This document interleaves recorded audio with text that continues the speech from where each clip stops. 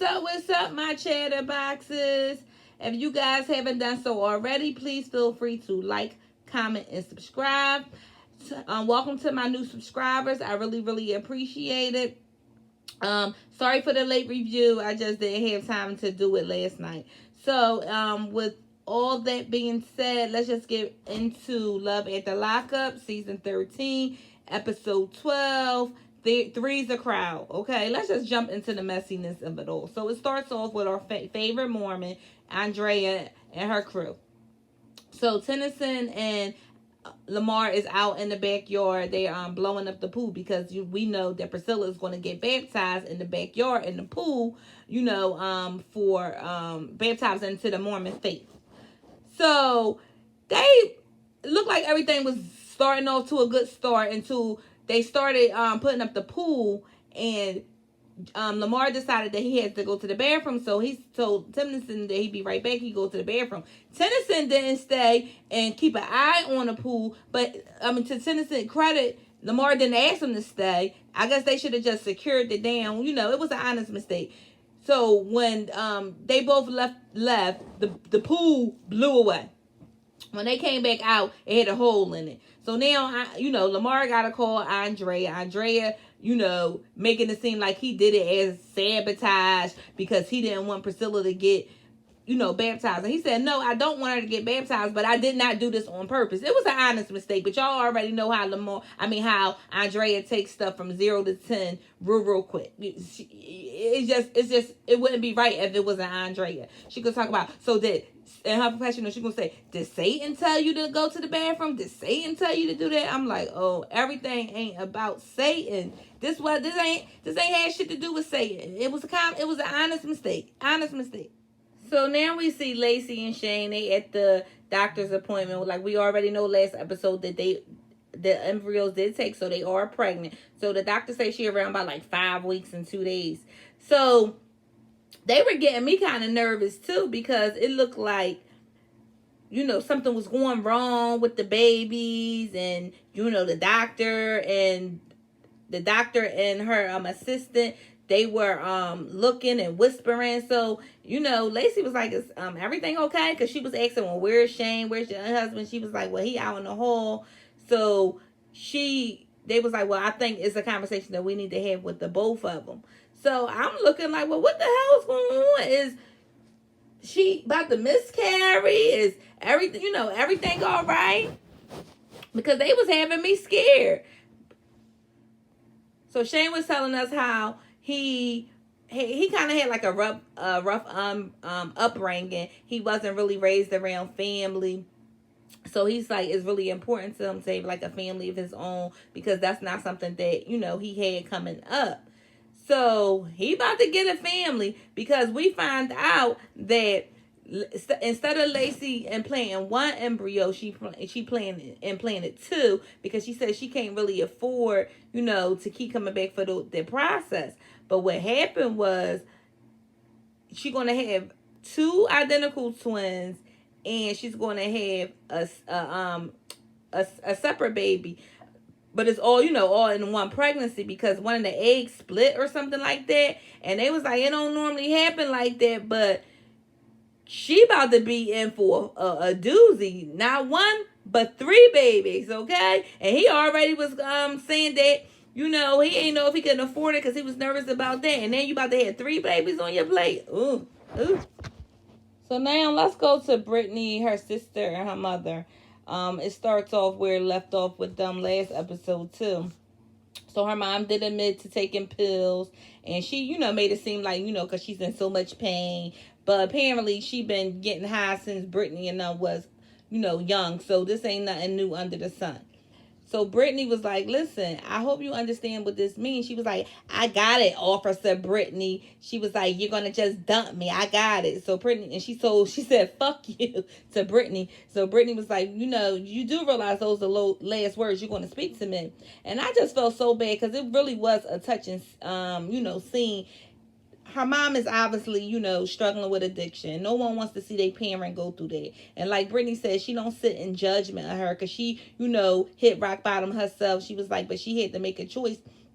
It was either going to be that, she may overdose, or be in jail for the rest of her life, and that's not what she wanted for herself. And she said, she want her mom to come to that, basically come to that Jesus moment herself, but only she can want that for herself. You know what I mean? She did admit, to taking her daughter's, card. It was just a shame. Her sister, she was just in shock. You could tell she was very, distraught about what was going on. And rightfully so. Nobody want to see their parent go through nothing like that. That's hard. You know what I mean? And it's just sad. It's just sad. It's just sad. I just hope, like, my heart do go out to Brittany. My heart go out to her mother, and my heart go out, to the whole family that's been, being affected by this. It's a real hard situation, and it's nothing to laugh about. So out of all the places Tony go to try to get people to help him with Angela, he goes to Tommy. Already know Tommy don't like your ass. You already know Tommy in love with Angela. So why would you go to him to try to get help with getting Angela back? Tommy told his ass flat out, listen, your time ran out. All that cheating, she took you back. All that shit you've been doing, she took you back. Your time is run out. Now she talking to somebody else in jail. What do you mean she talking to somebody else in jail? She been talking to him the whole time that you guys been together. Somebody telling Tony that she had like a video date and all this old shit. And then Tony gonna say to Tommy, what you mean? That's my wife.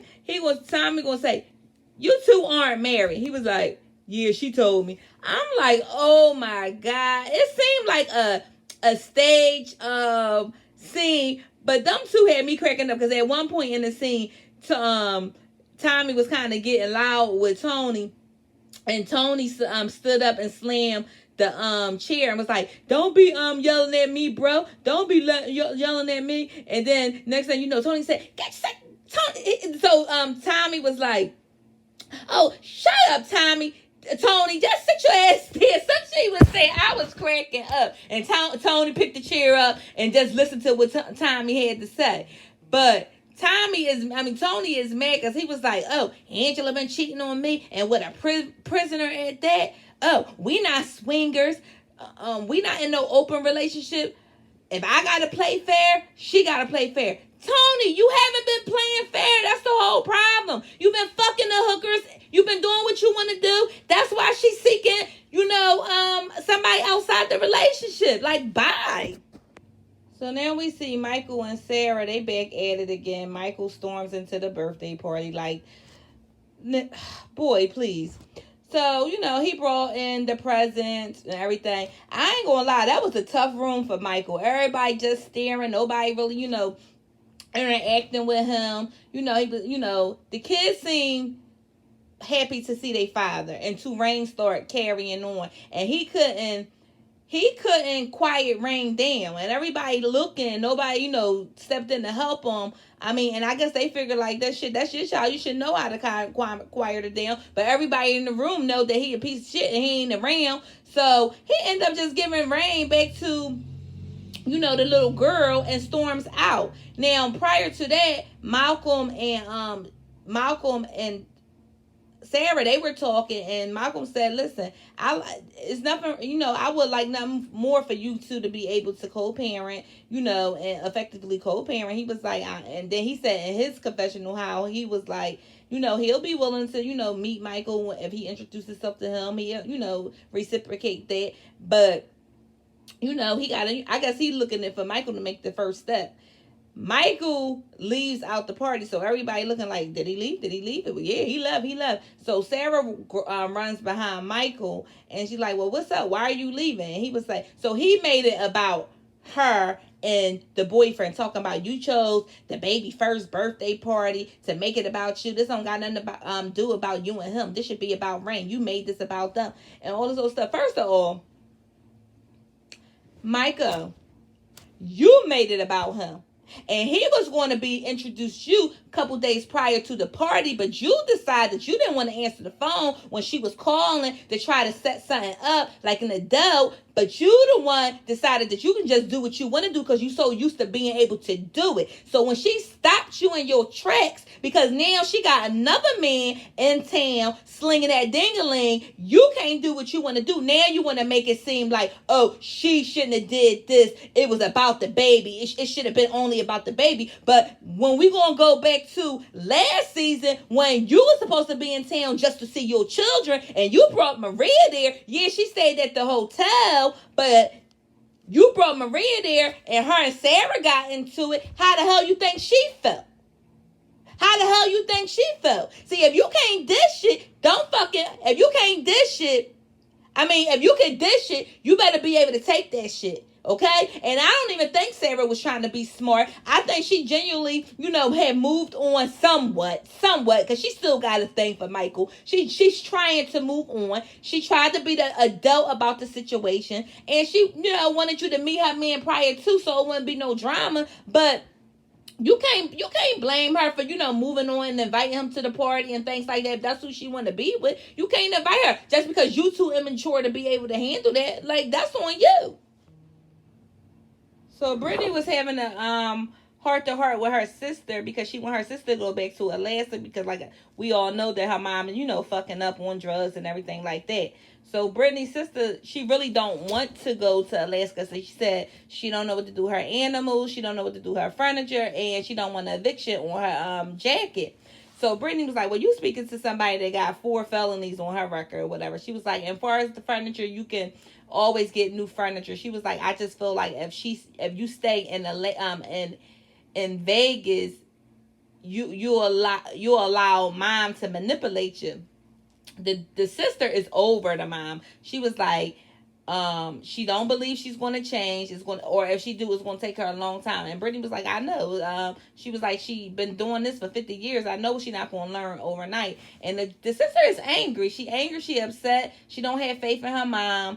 She looked like her and Brittany said they lost 8 years of their the relationship because Brittany was back and forth in jail and all that stemming from, the bad upbringing that she had or whatever. And Brittany, she just want the best for her sister, and she feel like Alaska is the best for her sister.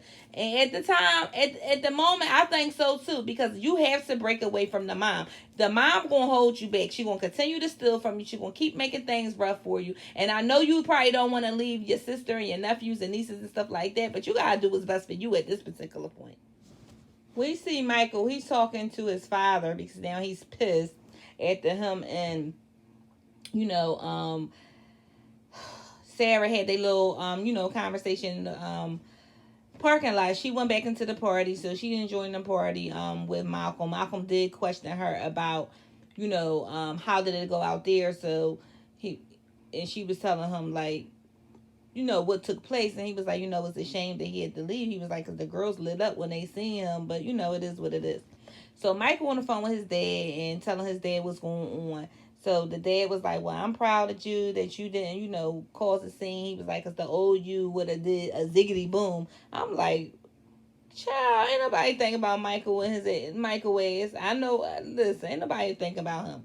So the dad was like, so Michael was telling the dad how he's just going to pop up on Sarah to get the girls because that's the only reason why he came. So the dad was like, well, do you think that that's a good idea? He was like, no. He was like, I think you need to talk to her and give her a heads up before you go making that move, because you don't want to get yourself in a situation where you can't get up out of it. And you better not. You ain't in your neck of the woods, okay? I ain't seen nothing but white people, to be quite honest. So you better proceed with caution. Proceed with caution. Your dad giving you some good advice, and you need to take care of it. And like the dad did ask him, well, were you caught off guard by her seeing somebody else? And he was like, yeah, a little bit, but it wasn't about that. It was about me strictly wanting to see my girls. No, your ass was mad and your ass was jealous because she had a man. That's what it's really about. That's what it's really about. So we see the Mormon crew. They getting ready for, the baptism. So like I said earlier in the video, it was a hole in the pool. So now we see Lamar, and I guess it's the pastor of the Mormon church. They might not be called pastors there, but you know what I'm getting at. So anyway, they were actually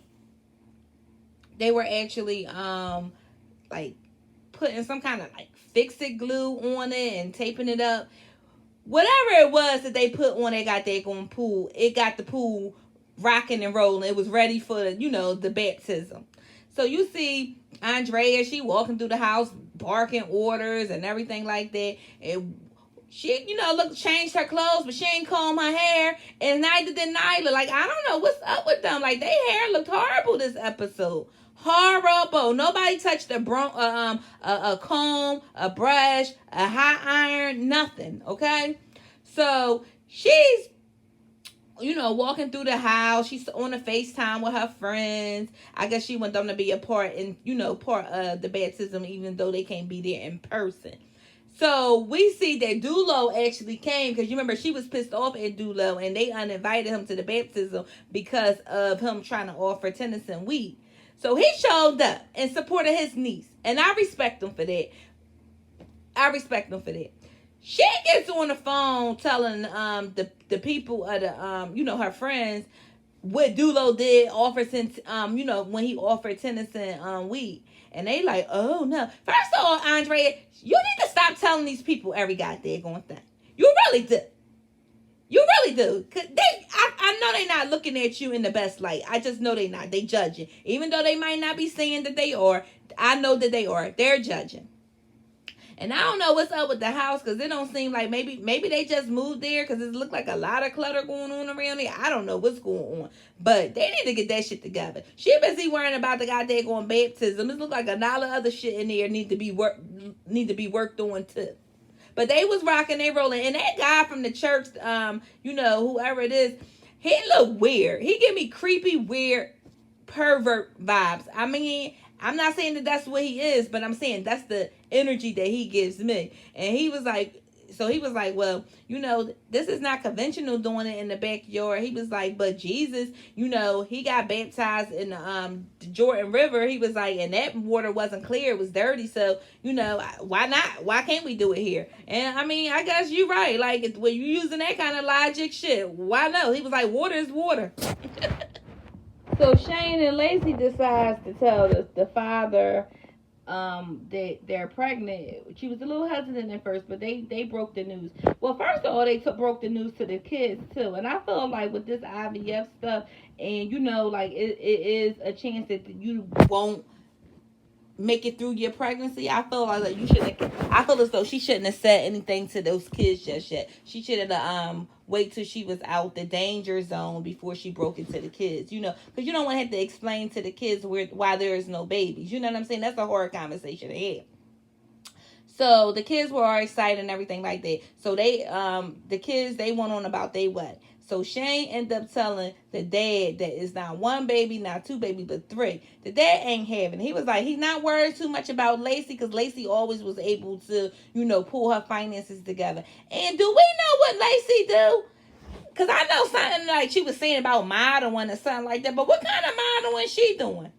Like, I don't know. But he said he ain't worrying about her. She, with the finances, he said, Shane, on the other hand, we worrying about you because you don't have no job. Because Shane was like, I had to work $100. He was like, well, we need you to work one. Because we found out last episode, you remember when Shane said that he was furloughed. So they probably didn't, want him to come back to the job. Probably just, got rid of the position or whatever like that.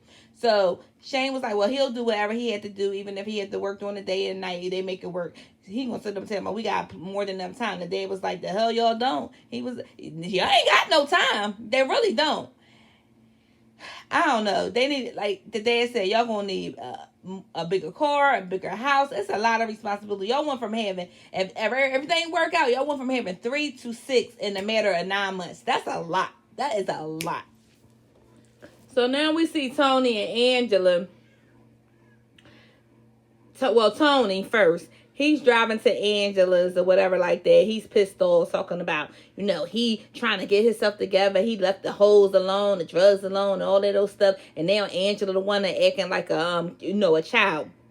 So he goes over there, let her know what Tommy told him. And Angela was like, so? She was like, yeah, I love him. Because he asked if she loved him. Because he going to say, we made a commitment in front of God and all that stuff. Because, Angela didn't file the marriage license papers or whatever like that. So technically, they're not legally married. So Angela says she tired of waiting on you. She tired of all the bullshit. She tired of being lonely. She tired of it. She was like, she loved Ross. She want to be with Ross. And she's done with him. Tony ain't trying to hear it. He ain't trying to let it go. But we going to see how this go. Listen, Tony and Angela, I don't think it's the end of them, but Angela holding her ground, and I respect Angela for it this time. Because Tony, he always able to slither his way through, but it look like Angela ain't putting up with it too much. So we see Brittany, she's talking to Marcelino, and she basically was telling Marcelino how her sister, went back to Alaska for a couple months, and how,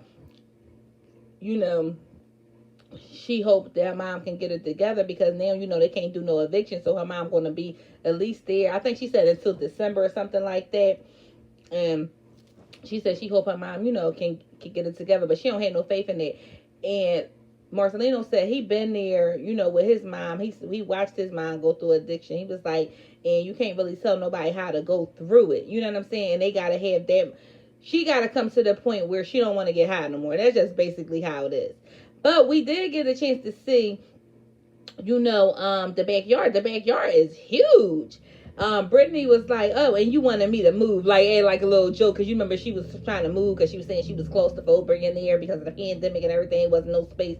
But that backyard is huge. It don't look all that fancy, but they can, build it up and do what they want to do to it. But it's nice. It's nice. And Marcelino said it was worth every penny. And I'm like, look, because Brittany's saying how she used to be a hardcore meth addict and all of those stuff. It's good to see how she came full circle. She got her husband. She got her house. She got her kids. She's healthy. I'm proud of Brittany. I really am. I'm proud of Brittany. Then we see Andrea. She talking to Dulo. Talking to him about, how it was disrespectful for him to be passing Tennyson weed and all of those weed and everything like that. Dulo lying, talking about, oh, I only did it because I knew he was going to turn it down. And she was like, and if he would have took it, I wouldn't have gave it to him anyway. Andrea knew that was full of shit, and if she didn't, she better. But she said, look, I can't listen to him because he high already. He high as I'm talking to him. So I know, I'm not going to get no straight up answer with him. So she allowed Dulo, to stay. She was like, just don't offer my son any more, drugs. He was like, and I won't. I'm glad, that's a testament to how much they care about Lamar, because Andrea pain in the goddamn on ass. And don't get me wrong, she had every right to check somebody on, offering her son drugs. But she been a piece of work towards his family since day one. She had. And she said her confessional, I just want his family to stay away from me and my kids. How are you going to be in a relationship with him and you don't want nothing to do with his family? I'm not saying that you gotta be around them, but at least be cordial. And if he is an involved person with his family, like, come on, Andre, that's not cool. Don't make it that hard for him, that uncomfortable for him. Come on, give him a damn break. Anyway, Lamar, he was upstairs. He was hesitant about going downstairs because he really didn't want to be a part of that. Because like he said, he felt like people should be able to make their own choices of what they want to do. And he felt like Priscilla's a little bit too young. So Tennyson was like, listen, my dad wasn't there, and he was like, it wasn't that big of a blow because I'm used to him not being around. He was like, but you are around for Priscilla, and don't muddy up her day because she's going to remember that. And Lamar, you could tell he contemplating going or whatever for the, just for Priscilla's sake. Because Lamar, at the end of the day, Lamar is a good dude. He really is. So we see Shane and Lacey, they at the house. Shane had like a cute little moment. He was actually trying to practice holding like the teddy bears so he can practice holding, his babies or whatever. I mean, he ended up getting it towards the end, but at first I was like, God help him and them babies. So they had a cute little moment. Lacey said that she was excited. She was glad to see that, Shane was excited about having the babies. And like Shane said, he was like, ever since the incident with John and all of them, and now that John is locked up, they back to, living their life as usual. I will say, listen, excuse me. I hope when John get out, Lacey ass don't start playing these games again. And I hope she not with him for convenience, because it's convenient to be with him because John is locked up. I hope that ain't the case, but we'll see. So we see Angela, Tony, he's saying how he not giving up on Tony. Angela, he still love her and he gonna fight for her, whatever. He was like, and he know Angela like the sex and all that. So he still think he got a chance with Angela. And he made them.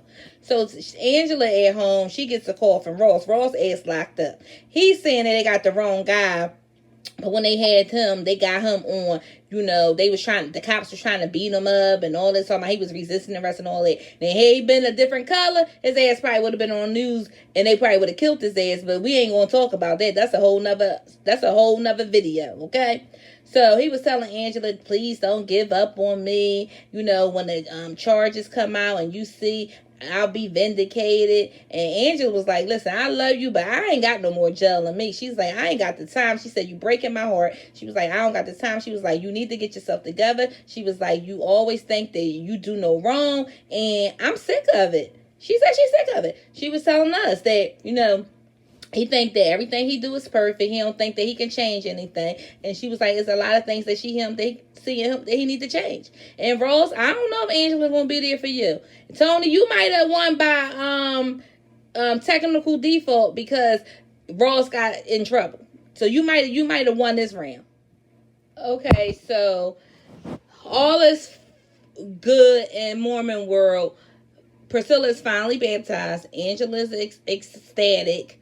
The kids are excited about it. They feel like it's a new beginning to merge the two families together. Lamar's family, with their family. Andrea feel like, it's basically like a new beginning for her relationship with Lamar. And she, kind of like okay with being in LA because now she's so ecstatic that all the kids are baptized, which is great. It turned out to be nice or whatever like that. So then we see Malcolm and Sarah. I'm sorry, I almost forgot her name. So Michael, Malcolm was asking her like, what was that about? He was like, it seemed like it's something still there, and she had given him a little attitude a little bit, talking about you can't tell me how to feel, in regards to, my kid's father, and how he did things, and stuff not right. You can't tell me how to feel. So he was like, for my benefit, I need to know that that's a dead situation. And I need to know that you in it for me. So she was like, I love you, and I'm starting to fall in love with you. I'm like, okay. You had to put that little cherry on the top. You had to put that cherry on the top. So she calmed him down with, like, as we know, like when they do say what the cast is doing, they're still together, so he ain't run away yet. But she was on the phone with Michael as well. So Michael's sitting up here, giving her a hard time, talking about she shouldn't have made it about, her boyfriend. It ain't got nothing to do with him. It was all about the girls, and he ain't leaving there without the girls. This, that, and the other. Talking about, I'm coming, because she told him no, because he wanted to come. He was like, no, Malcolm is here, and you can't come. How you gonna tell me I can't come? Because the fuck she can? What are you talking about? You don't pay no bills there, and they might be your kids, but you're not an active father where you think you could just be coming and getting your kids and it's all right. No, you can't just peekaboo your ass in these kids' life, okay? No. So he gonna sit up there talking about, I'm coming over there. I don't care who there. Ain't nobody gonna stop me. And the door better be open. I think the F not. You better be careful where you going, Michael, because listen. Sarah better than me. You think you gonna come over here causing the scene? You gonna get exactly what the hell you looking for, and that's that on that, okay?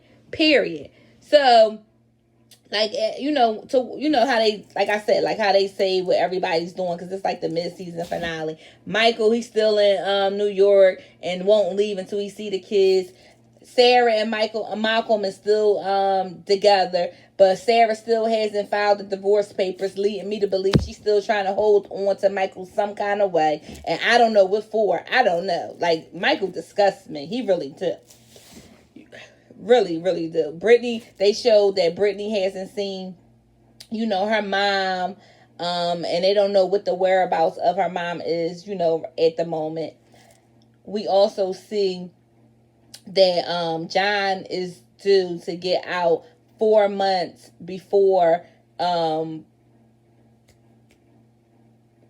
getting a brain fart, y'all. Lacey's due date. And I'm like, I hope he stay clear away from Lacey's, because she don't need no problems with carrying them daggone babies. She just don't.